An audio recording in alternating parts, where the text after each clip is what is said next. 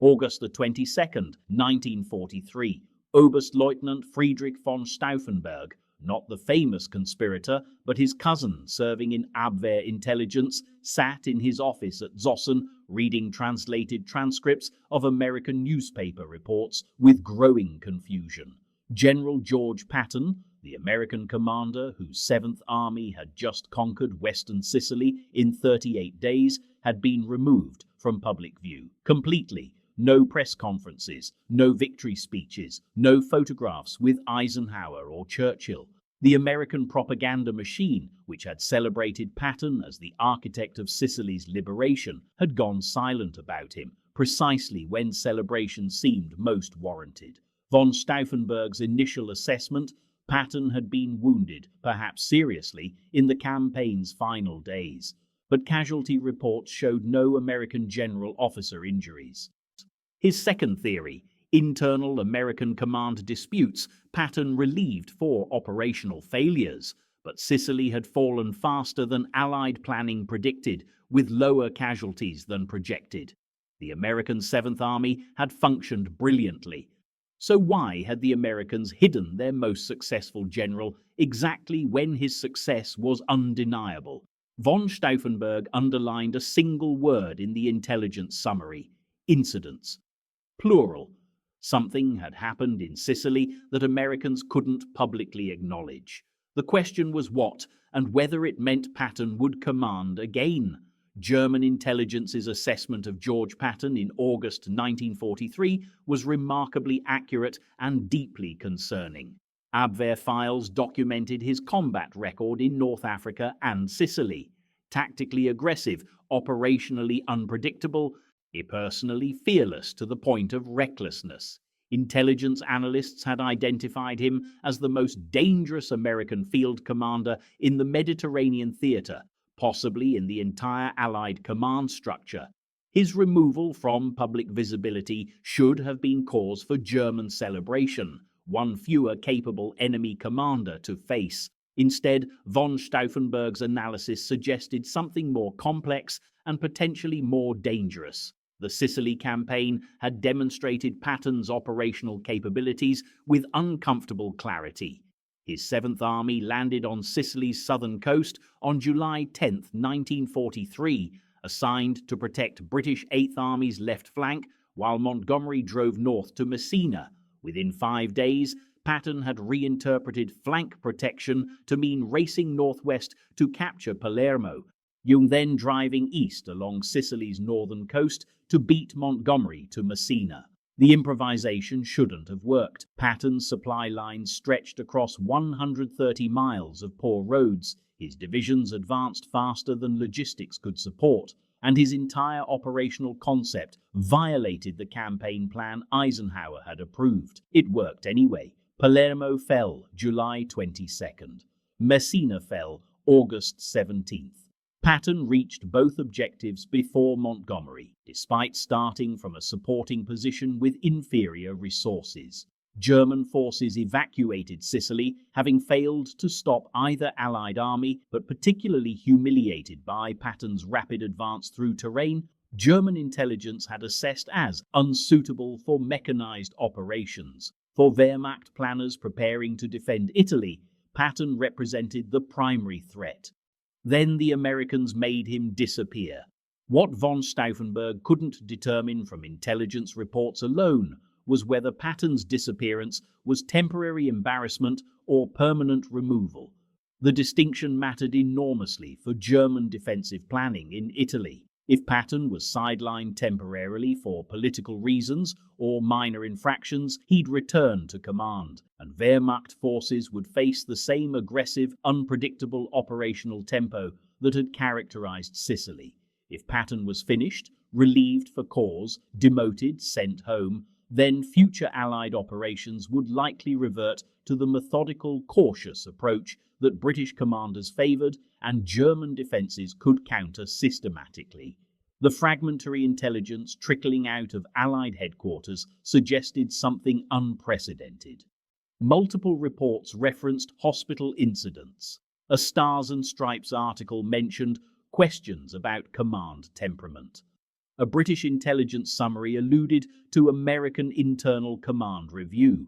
None of this matched standard patterns for relieving incompetent commanders. Incompetent commanders got relieved after defeats, not victories.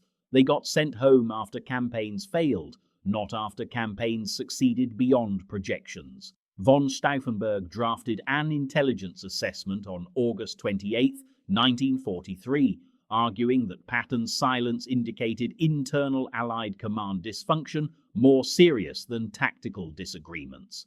The assessment proposed 3 scenarios. First, Patton had suffered psychological breakdown from combat stress. Second, Patton had committed operational errors in Sicily so severe that despite strategic success, he'd been relieved. Third, Patton had done something personally disgraceful that Americans couldn't publicly acknowledge without damaging their army's reputation. Abwehr headquarters dismissed the assessment as speculative. Their position? Patton's absence was likely temporary administrative matter unrelated to combat effectiveness. He'd return to command within weeks, and German forces in Italy should prepare for his operational style. Von Stauffenberg wasn't convinced. The pattern was wrong. Temporary absences didn't generate this much Allied press silence. Administrative matters didn't trigger reviews by Eisenhower's staff. Something significant had happened, something that made the Americans choose to hide their most successful general at precisely the moment when showcasing him would maximize propaganda value. On September 3, 1943, von Stauffenberg received a decoded intercept from an Allied communications officer discussing General Patton's apology tour, not General Patton's next assignment, not General Patton's new command. An apology tour. The implications were staggering. Whatever Patton had done wasn't operationally disqualifying. They weren't court-martialing him or sending him home, but it was serious enough that he was apologizing, formally, to people with sufficient importance that the apologies required coordination and scheduling. Von Stauffenberg drafted an urgent addendum to his previous assessment. Recommend heightened intelligence priority on Patton's status. His reappearance likely indicates Allied Mediterranean offensive timeline. What von Stauffenberg was trying to piece together from scattered intelligence, what the American military was desperately trying to suppress, was that George Patton had physically assaulted 2 of his own soldiers in military hospitals, and the incidents had nearly destroyed his career. The first incident occurred on August 3, 1943, at the 15th Evacuation Hospital near Nicosia, Sicily. Private Charles Kuhl, a soldier from the 1st Infantry Division, had been admitted for combat fatigue, what modern medicine calls post-traumatic stress disorder, what 1943 Army medicine called cowardice. Patton visited the hospital to boost morale among wounded soldiers. When he encountered Kuhl sitting on a bed with no visible wounds, Patton demanded to know what was wrong. Kuhl replied he couldn't take it anymore. Patton's response was immediate and violent. He slapped Kuhl across the face with his gloves, called him a coward, and ordered him removed from the hospital to return to his unit. The entire incident lasted 90 seconds. Witnesses included 3 nurses, 2 doctors, and approximately 30 wounded soldiers. The second incident occurred 7 days later, August the 10th, at the 93rd Evacuation Hospital. Private Paul Bennett, another soldier diagnosed with combat fatigue, was sitting in a receiving tent when Patton arrived. The confrontation followed the same pattern. Patton questioning why an unwounded soldier was hospitalized, Bennett explaining he couldn't continue, Patton erupting. This time, Patton not only slapped Bennett, but drew his pistol and threatened to execute him on the spot for cowardice. Hospital Commander Colonel Donald Currier physically intervened, placing himself between Patton and Bennett. What happened next reveals why German intelligence couldn't piece together the full story from fragmentary reports. The hospital incidents didn't immediately become public. Medical personnel reported them through military channels to Bradley's headquarters and eventually to Eisenhower. But the reports stayed classified. buried in command cables that German signals intelligence intercepted but couldn't fully contextualize. What German intelligence saw was coded references to Patton incidents and command review without understanding what the incidents were or why they mattered. Eisenhower received detailed reports of both slapping incidents on August 16, 1943. His response was calculated political chess disguised as military administration. Eisenhower couldn't publicly relieve Patton without acknowledging the incidents, which would embarrass the Army and damage 7th Army's morale after its Sicily success. But he couldn't ignore assaults on enlisted soldiers without destroying military discipline. His solution: Patton would remain in command but would be banned from public speaking, ordered to apologize personally to both soldiers and to every medical unit in 7th Army, and warned that any future incidents would end his career immediately. The apology tour began August 20, 1943. Patton visited every hospital, every division headquarters, every corps command in 7th Army over 11 days, apologizing for his conduct to audiences ranging from individual soldiers to division-sized formations. German intelligence intercepted radio traffic referencing these visits but couldn't determine their purpose. Von Stauffenberg's assessment, dated August 31st, speculated they were morale-building exercises following combat. He was partially right. They were addressing morale, just not the way he imagined. What broke the story publicly, what ended German uncertainty about Patton's status, was American journalist Drew Pearson. On November 21, 1943, Pearson broadcast the details of both slapping incidents to American radio audiences, breaking the military's 3-month blackout on the story.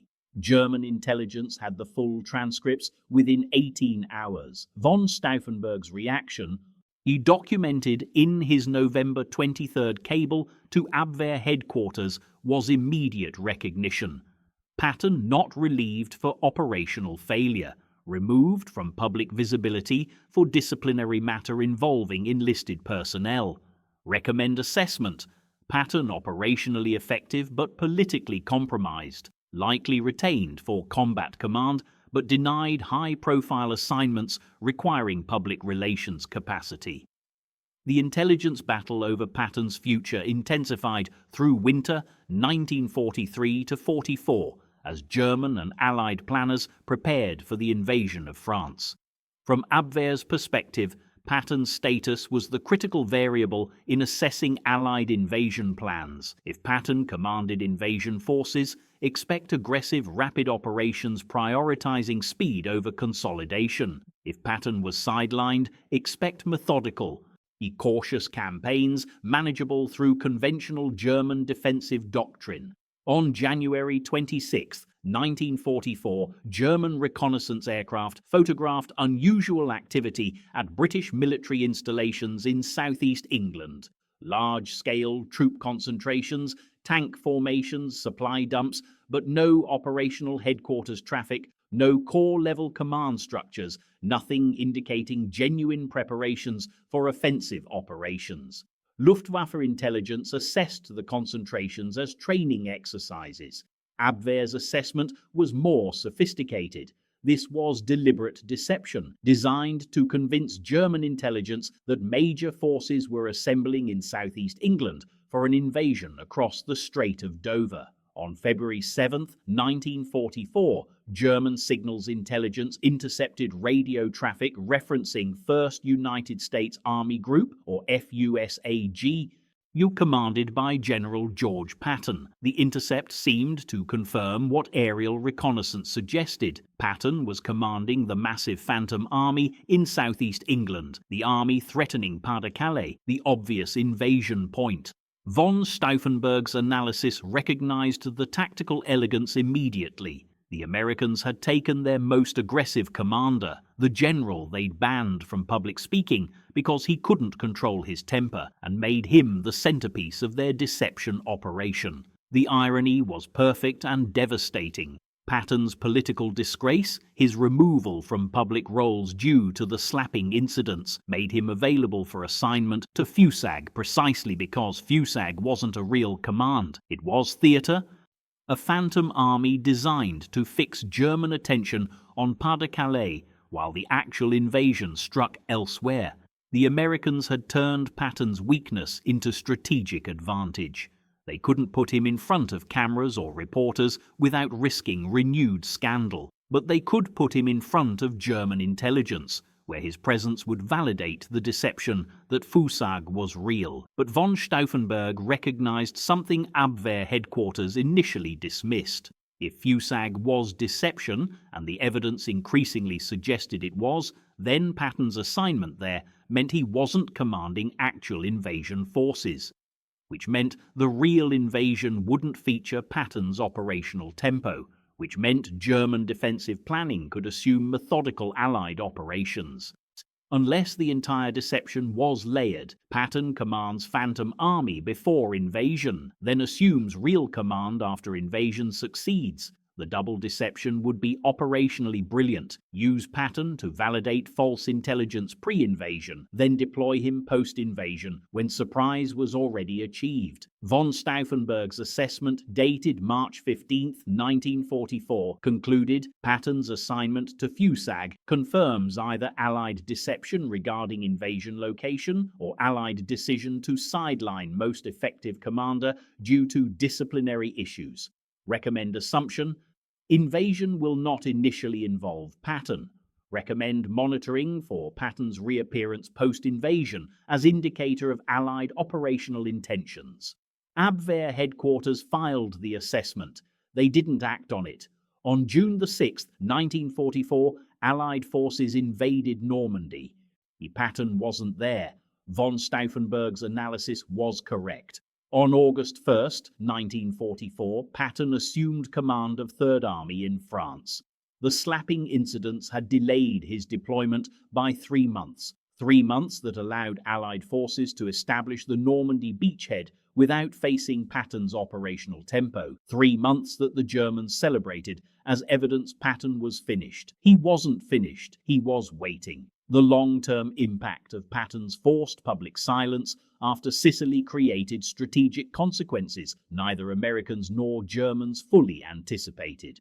For the Americans, removing Patton from public roles from August 1943 through June 1944 gave Eisenhower flexibility to employ him in the FUSAG deception while maintaining plausible deniability about Patton's actual status.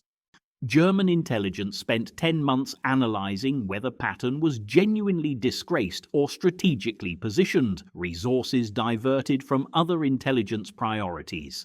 Statistical analysis of German defensive deployments, June to August 1944, reveals the deception's effectiveness. Wehrmacht maintained 19 divisions in Pas-de-Calais region through July 1944, forces that could have reinforced Normandy but remained fixed in place by belief that FUSAG, Patton's Phantom Army, would strike there.